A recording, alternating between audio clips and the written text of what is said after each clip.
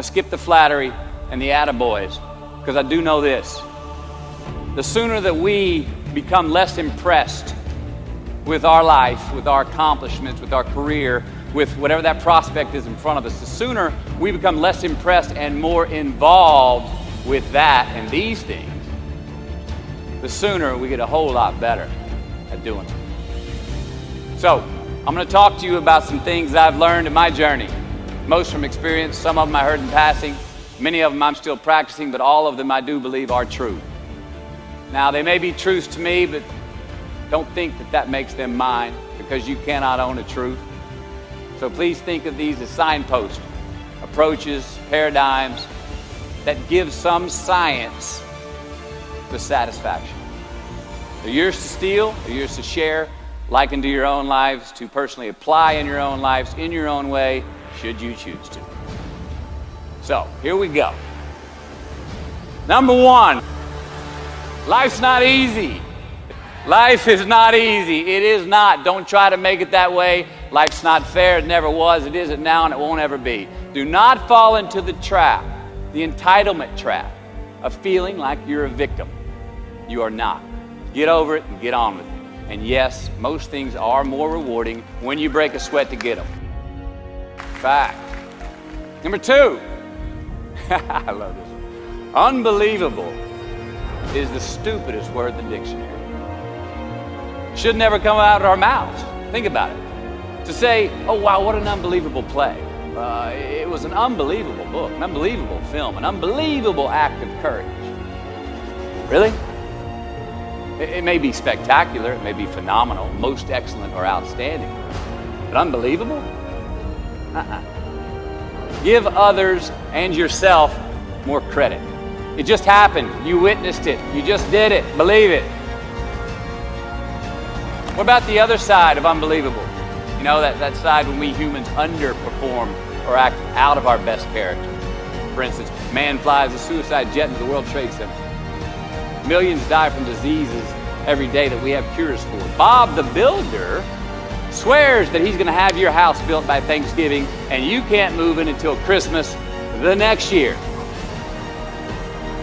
Our best friends lie to us, and we lie to ourselves all the time. Unbelievable? I don't think so.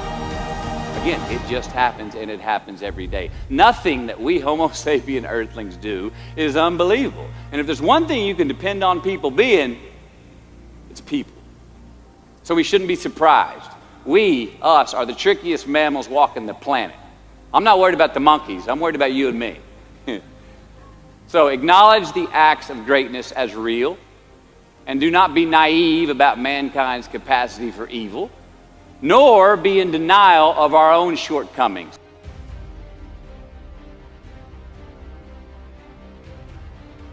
Happiness is an emotional response to an outcome. If I win, I will be happy. If I don't, I won't. It's an if-then, cause and effect, quid pro quo standard that we cannot sustain because we immediately raise it every time we attain it. You see, happiness demands a certain outcome. It is result reliant. And I say if happiness is what you're after, then you're going to be let down frequently, and you're going to be unhappy much of your time. Joy, though, joy is a different thing. It's something else. Joy is not a choice. It's not a response to some result. It's a constant. Joy is the feeling that we have from doing what we are fashioned to do, no matter the outcome. Now, personally, as an actor, I started enjoying my work and literally being more happy when I stopped trying to make the daily labor a means to a certain end. For example, I need this film to be a box office success. You know, I need my performance to be acknowledged. I need the respect of my peers. All those are reasonable aspirations, but the truth is, as soon as the work, the daily making of the movie, the doing of the deed became the reward in itself for me, I got more box office, more accolades and respect than I ever had before. See, joy is always in process. It's under construction. It is in constant approach, alive and well in the doing of what we're fashioned to do and enjoying it. Number 4, define success for yourself. Define success for yourself. Now check this out. I'm in south of New Orleans a few years ago, and I went to a voodoo shop. And they had this wooden partition against the wall with these columns. And in these columns were all these vials of these magic potions, right? And the headings above each potion defining what they would give you were things like fertility, health, family, legal help, energy, forgiveness, money. Guess which column was empty? Money. Let's admit it. Money is king today. It's what makes the world go round. It is success. The more we have, the more successful we are, right? Now, I would argue that our cultural values have even been financialized. Humility is not in vogue anymore. It's too passive. It's a get rich quick on the internet, rich is 15 minutes of fame world that we live in, and we see it every day. But we all want to succeed, right? So the question that we got to ask ourselves is what success is to us, what success is to you. Is it more money? That's fine. I got nothing against money. No? Maybe it's a healthy family. Maybe it's a happy marriage. Maybe it's to help others, to be famous, to be spiritually sound, to leave the world a little bit better place than you found it. Continue to ask yourself that question. Now, your answer may change over time, and that's fine. But do yourself this favor. Whatever your answer is, don't choose anything that will jeopardize your soul. Prioritize who you are, who you want to be, and don't spend time with anything that antagonizes your character. Don't drink the Kool-Aid, man. It tastes sweet, but you will get cavities tomorrow, all right? Life is not a popularity contest. Be brave, take the hill, but first answer that question, what's my hill? So, how do I define success? For me, myself. Well, for me, it's a measurement of 5 things. We got fatherhood. We got being a good husband. We got my health, mind, body, and spirit. We got career, and we got friendships. These are what's important to me in my life right now. So I try to measure these 5 things each day. I check in with them. I like to see whether or not I'm in the debit section or the credit section with each one. Am I in the red or am I in the black? You follow? For instance, sometimes say my career's rolling. All right, it's way up here in the black, but I see how my relationship with my wife maybe could use a little bit more of my attention. I got to pick up the slack on being a better husband. Get that one out of the red. Or say my spiritual health could use some maintenance. It's down here, but hey, man, my friendships and my social life, they're in high gear, right? I got to recalibrate. Checks and balances. I got to go to church. Remember to say thank you more often, something. But I got to take the tally because I want to keep all 5 in healthy shape. And I know that if I don't take care of them, if I don't keep up maintenance on them, one of them is going to get weak, man. It's going to dip too deep into the debit section. It's going to go bankrupt. It's going to get sick. Die even. So first, we have to define success for ourselves. And then we have to put in the work to maintain it. Take that daily tally. Tend our garden. Keep the things that are important to us in good shape. I mean, let's admit it. We've all got 2 wolves in us. A good one and a bad one. And they both want to eat. Best I can tell, we just got to feed that good one a little more than the other one. Here we go. Number 5. Process of elimination is the first step to our identity. AKA, where you are not is as important as where you are. All right, 1992, I got my first job as an actor. 3 lines, 3 days work in a film called Dazed and Confused.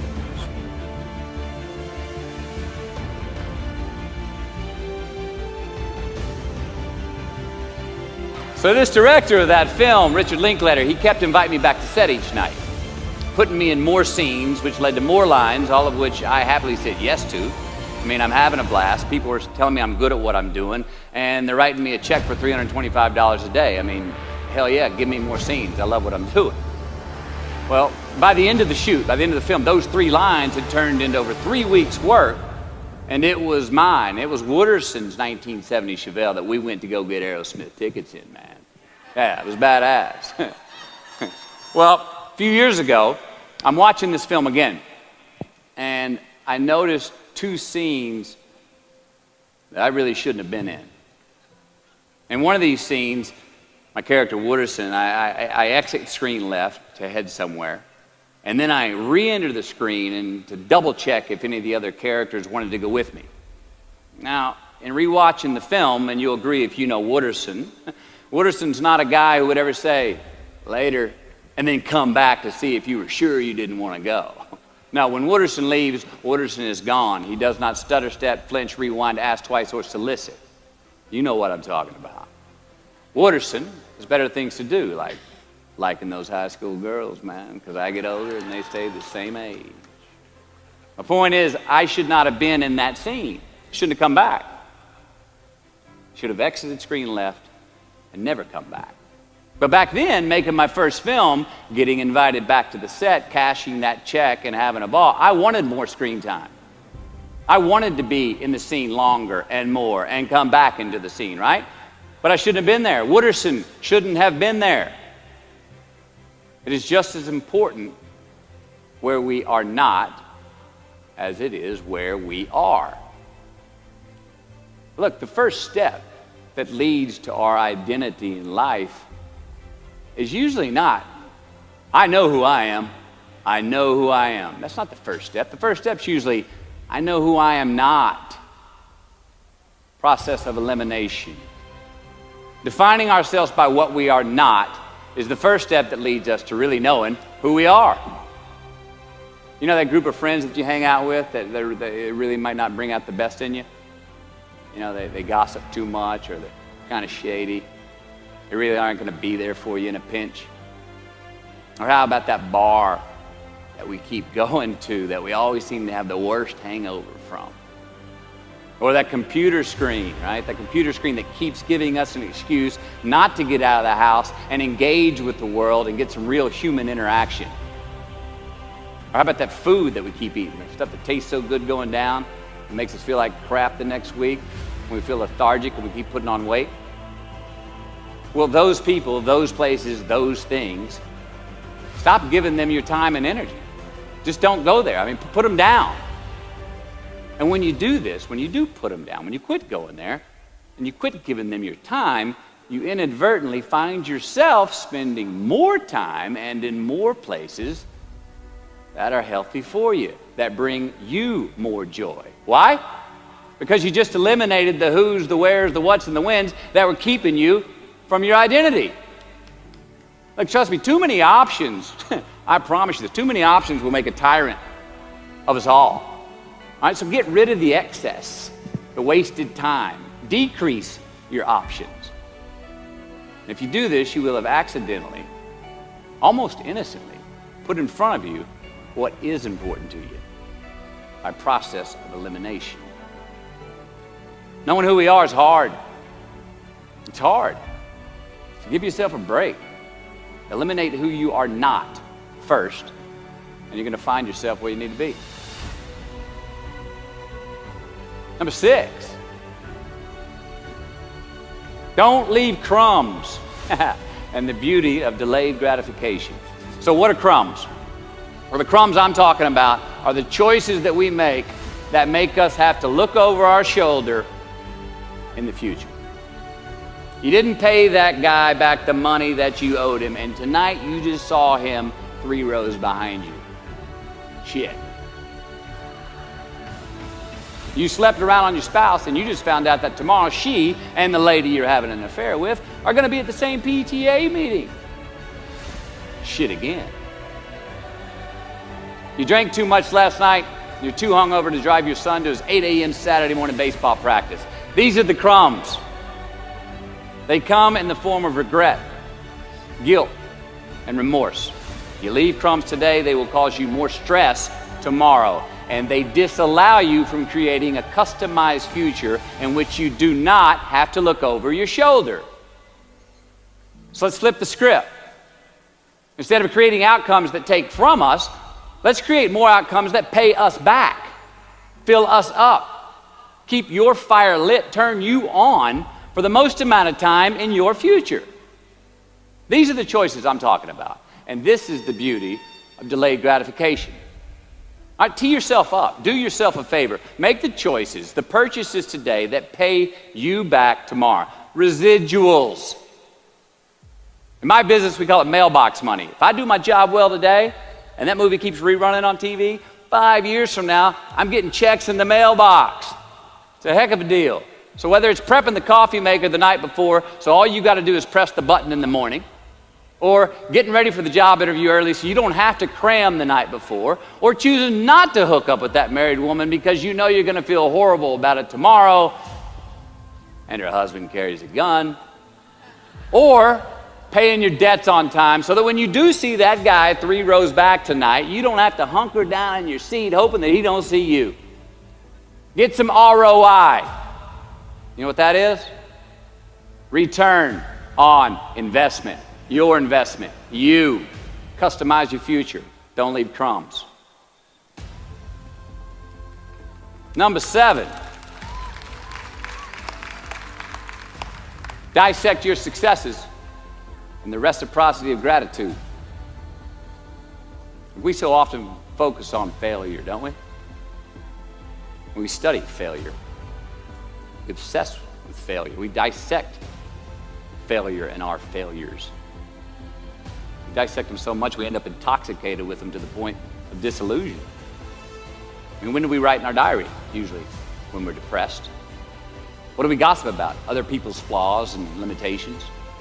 And we can dissect ourselves into self-loathing if we're not careful. I find that most of the times our obsession with what is wrong just ends up breeding more wrong, more failure. Now, the easiest way to dissect success is through gratitude. Giving thanks for that which we do have, for what is working. Appreciating the simple things we sometimes take for granted. We give thanks for these things, and that gratitude reciprocates, creating more to be thankful for. It's really simple, and it works.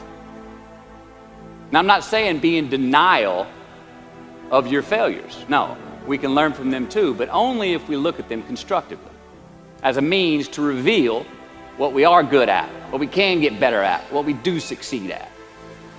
Now, personally, I've read a whole lot of my bad reviews. All right? I've had quite a few. Written by the more talented critics, they are the ones who give constructive bad reviews. They reveal to me what did translate in my work, what came across, what was seen, or what wasn't. Now, I don't obsess on the unfavorable aspect of their review, but I do seek what I can learn from it. Because their displeasure actually uncovers and makes more apparent what I do well, what I am successful at, and then I dissect that.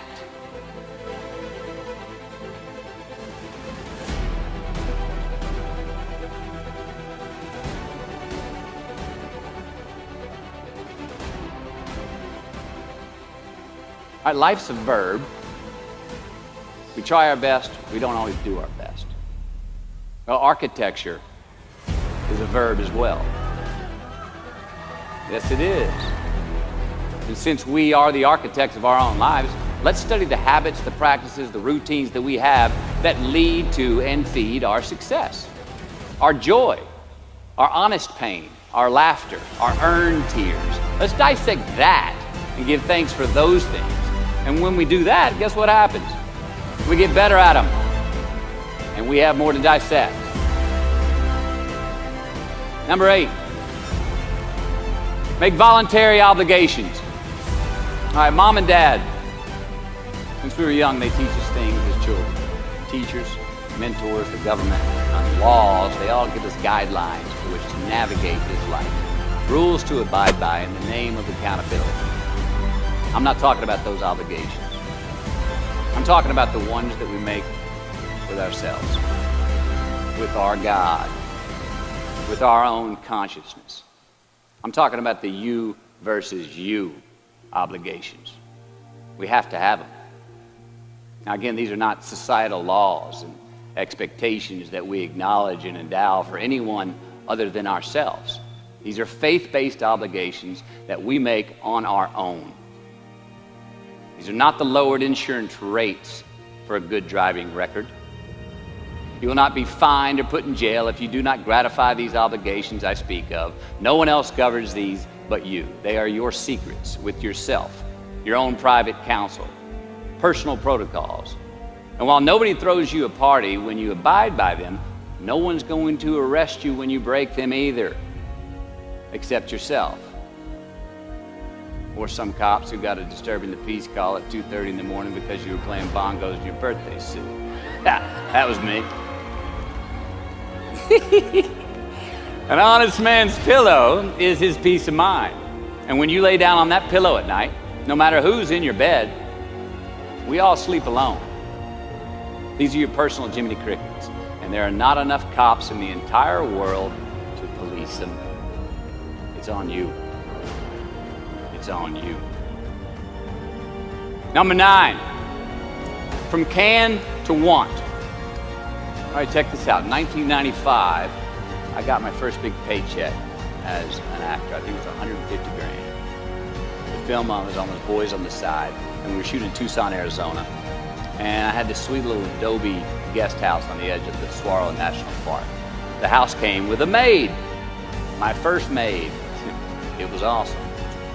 So I got a friend over one Friday night. We're having a good time, and I'm telling her about how happy I am with my setup. The house, the maid, especially the maid. And I'm telling her, look, this lady, she cleans the place up after I go to work. She washes my clothes, the dishes, puts fresh water by my bed, leaves me cooked meals sometimes. Look, she even presses my jeans.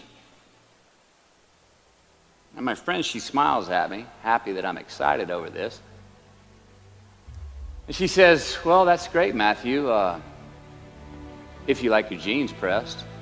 And I kind of looked up at her, my jaw caught hanging open. I stuttered a moment, had that dumbass look that you get when you've just been told the truth and you didn't think about it, and it hit me. I hate that line going down the front of my jeans.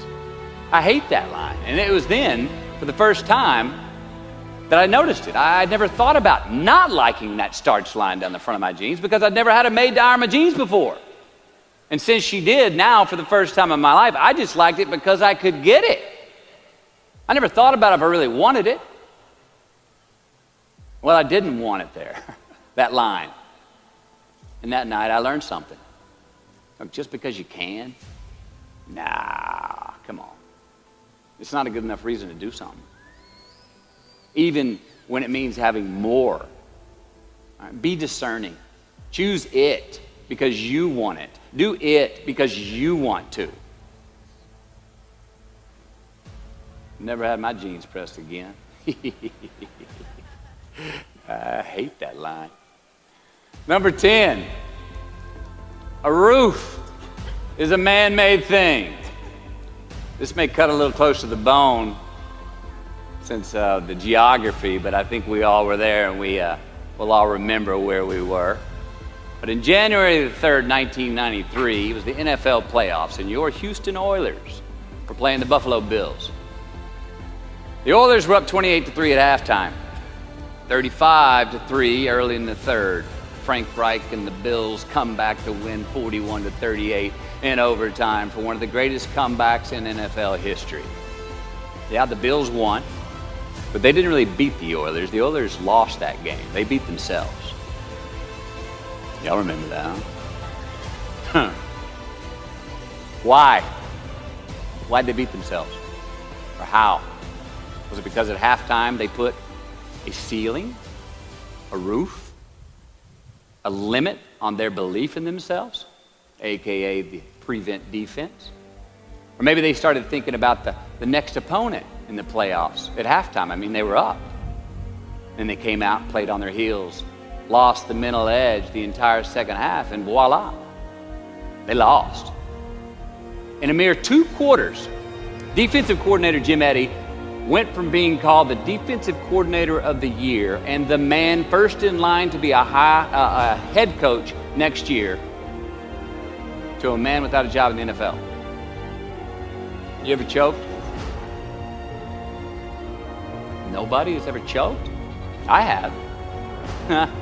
You know what I'm talking about, fumbling at the goal line, stuck your foot in your mouth once you got to the microphone, had a brain freeze on the exam that you were totally prepared for, forgot the punchline to a joke in front of 4,000 graduating students at the University of Houston commencement.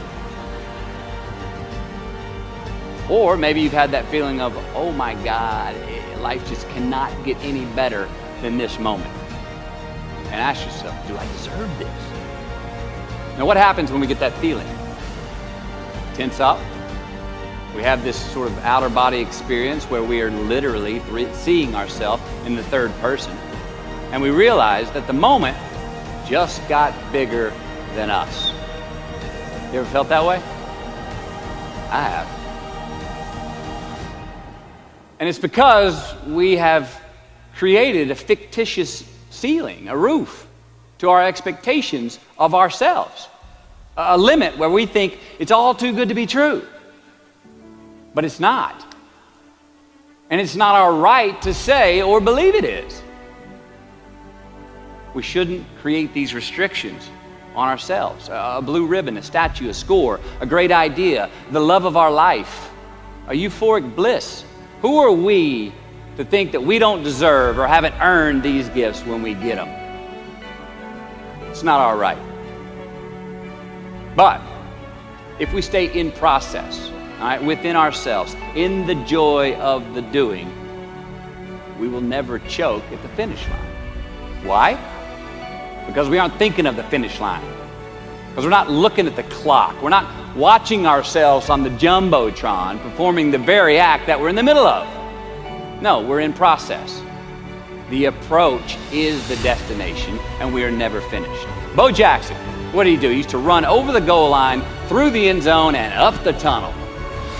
The greatest snipers and marksmen in the world, they don't aim at the target. They aim on the other side of the target. We do our best when our destinations are beyond the measurement, when our reach continually exceeds our grasp, and when we have immortal finish lines. And when we do this, the race is never over. The journey has no port. The adventure never ends because we are always on the way. So do this, and let somebody else come up and tap you on the shoulder and say, hey, you scored. Let them run up and tap you on the shoulder and say, man, you won. Let them come tell you, you can go home now. Let them say, I love you too. Let them say, thank you. Take the lid off the man-made roofs that we put above ourselves and always play like an underdog.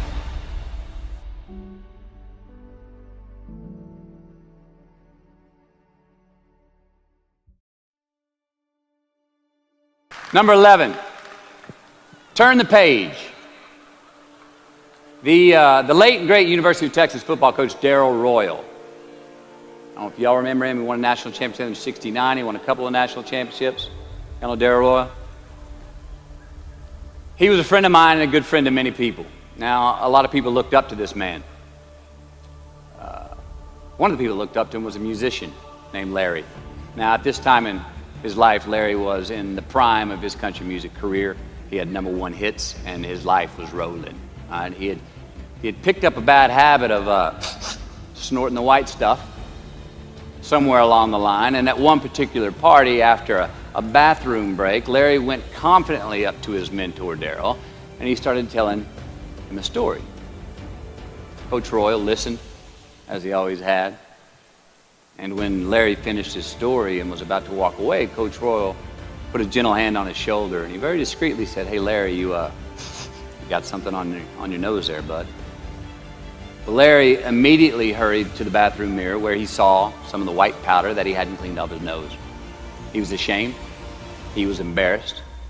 As much because he felt so disrespectful to Coach Royal, and as much because he'd obviously gotten too comfortable with the drug to even hide it as well as he should. Well, the next day, Larry went to Coach's house. He rang the doorbell. Coach answered, and he said, Coach, I need to talk to you. Darrell said, sure, come on in. Larry confessed. He purged his sins to Coach. He told him how embarrassed he was and how he had lost his way in the midst of all this fame and fortune. And towards the end of an hour, Larry, who was in tears, he asked Coach, he said, "Coach, what do you think I should do?"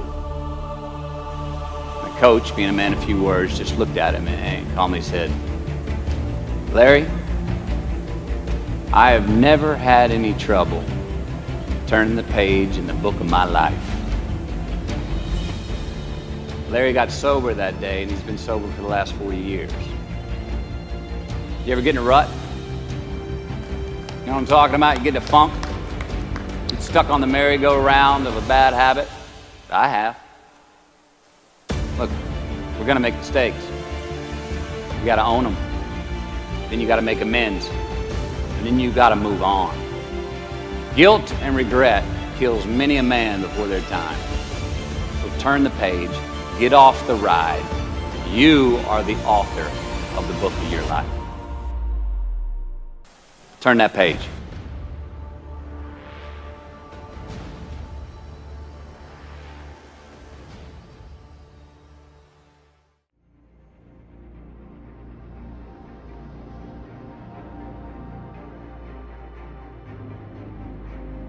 Number 12, give your obstacles credit. You know those no fear t-shirts that were out? I don't know. People used to wear them 10 years ago, no fear. You may remember those, or it's just me? I saw them everywhere. All right. I don't get them, and I never did. I mean, I try to scare myself at least once a day. I mean, I get butterflies every morning before I go to work. I was nervous before I got here to speak tonight. I think fear is a good thing. Now, why? Because it increases our need to overcome that fear. All right, so say your obstacle is fear of rejection. All right, you want to ask her out, or you want to ask him out, but you fear that he or she may say no. All right, you want to ask your boss for that promotion, but you're scared he's going to think you're overstepping your bounds. Well, instead of denying those fears, declare them. Say the fear out loud. Admit it. Give them the credit they deserve. Don't get all macho and act like they're no big deal.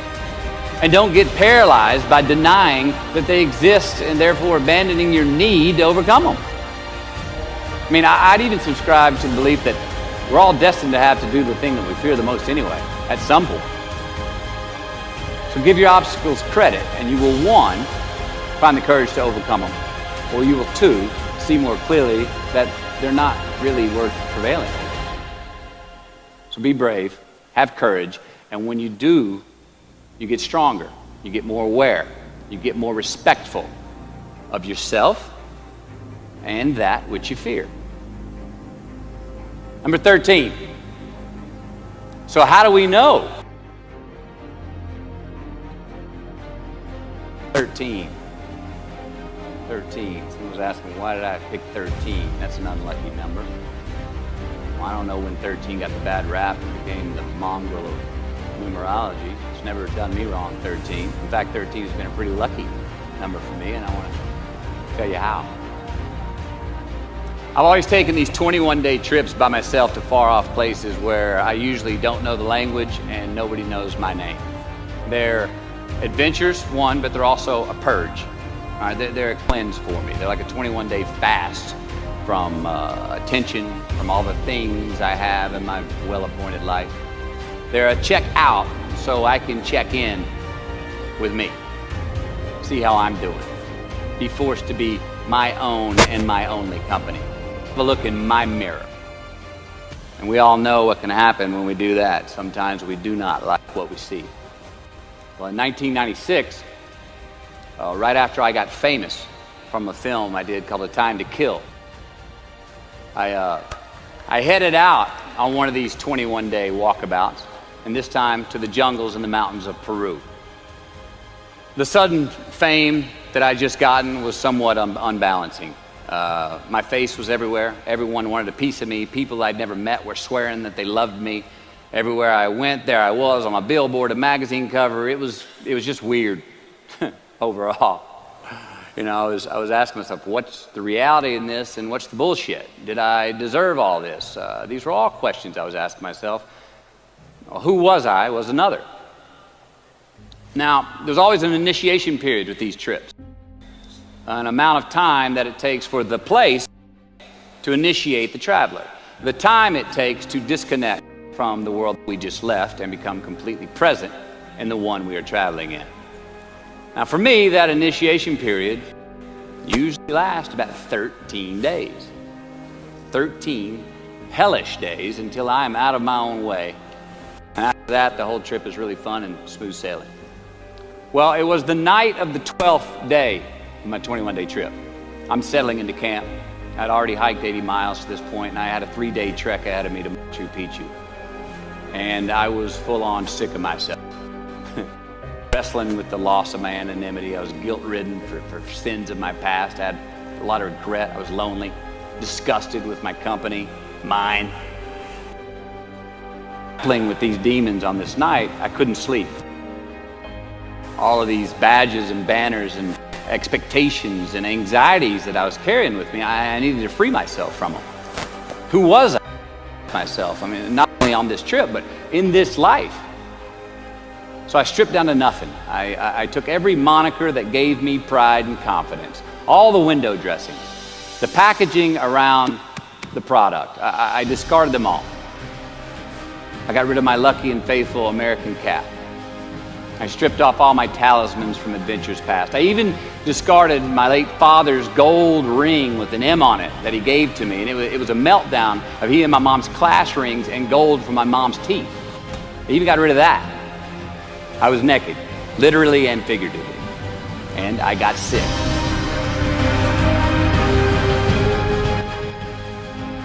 I awoke on this 13th morning to a rising sun, surprisingly fresh and energized. I dressed, made some tea. My gut was still a bit peaked from last night's purge, but I curiously felt good. I felt alive. I felt clean. I felt free and light. Along a muddy path on this walk, I turned a corner. There in the middle of the road was this mirage, most magnificent pinks and blues and red colors that I'd ever seen. It was electric, glowing and vibrant, just hovering just off the surface of the jungle floor as if it was plugged into some neon power plant. I stopped, I stared. There was no way around it. The jungle floor in front of me was actually thousands of butterflies there in my path. It was spectacular. So I stayed a while. And somewhere in my captivation, I heard this little voice inside my head say these words. All I want is what I can see. And all I can see is what's in front of me. Now at that moment, I had stopped anticipating what was around the corner. For the first time, I stopped thinking about what was coming up next, what was up ahead. Time slowed down. I was no longer in a rush to get anywhere, and my anxieties were greatly eased. A few hours later, I returned to camp. Had a step. Even the local Sherpas I was traveling with, they noticed calling out to me, "Sois luz, Mateo, sois luz," which means you are light in Spanish. See, I forgave myself that morning. I let go of the guilt. The weight that was on my shoulders was lifted. Penance was paid, and I got back in good graces with my God, and I shook hands with myself, my best friend, the one that we're all stuck with anyway, ourselves. And from that morning on, the adventure was awesome. I was present. I was out of my own way. I was not anticipating next. I was embracing only what was in front of my eyes and giving everything the justice that it deserved. You see, I crossed the truth that morning. Now, did I find it? I don't know. I think it found me. Why? Because I put myself in a place to be found. I put myself in a place to receive the truth. We know when we cross the truth. Well, I think the truth's all around us all the time. I mean, I think the answer, it's always right there or right there. I think it's all around us. We just don't always see it. We don't always grasp it, hear it, access it. Usually because we're not in the right place to do so. So what do? First, I believe we've got to put ourselves in the place to receive the truth. Let's admit it. We live in an extremely noisy, world with all kinds of frequencies coming at us. We got commitments, we got deadlines, fix this, do that, plans, expectations, and they all make it hard to get clarity and peace of mind. So we have to consciously put ourselves in places to receive that clarity. Now that may be prayer, that may be meditation, that may be a walkabout, that may be being in the right company, a road trip, whatever it is for you, schedule that time. So, if we do that, if we hear it, if we put ourselves in a place to hear it, and we do, and it's become clear, a truth, natural and infinite, then the second part comes, which is to personalize it. Ask yourself how it works for you, how it applies to you personally, why you need it in your life specifically. And if you do that, then comes the third part. Have the patience to internalize it and get it from our intellectual head, thinking about it, and into our bones and our soul and our instinct. Now, we cannot rush this part. It does take time. So if we get that far, we've received it, we personalized it, and we've internalized it. If we make it that far, then comes the biggie, man. This comes the fun one. Got to have the courage to act on it.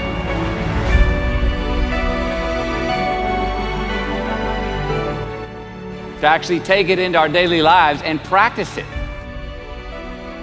To make it an active part of who we are and live it. If we do that, all right, if we do that, then we have what I believe is heaven right here on earth. And that's the place where what we want is also just what. I mean, that's the ticket, isn't it? Think about it. I know that's where I want to live. So while we're here, and they're going to run across the Jumbotron, let's make it a place where we break a sweat, where we believe, where we enjoy the process of succeeding in the places and ways that we are fashioned to, where we don't have to look over our shoulder because we're too busy doing what we're good at, voluntarily keeping our own counsel because we want to, traveling towards immortal finish lines.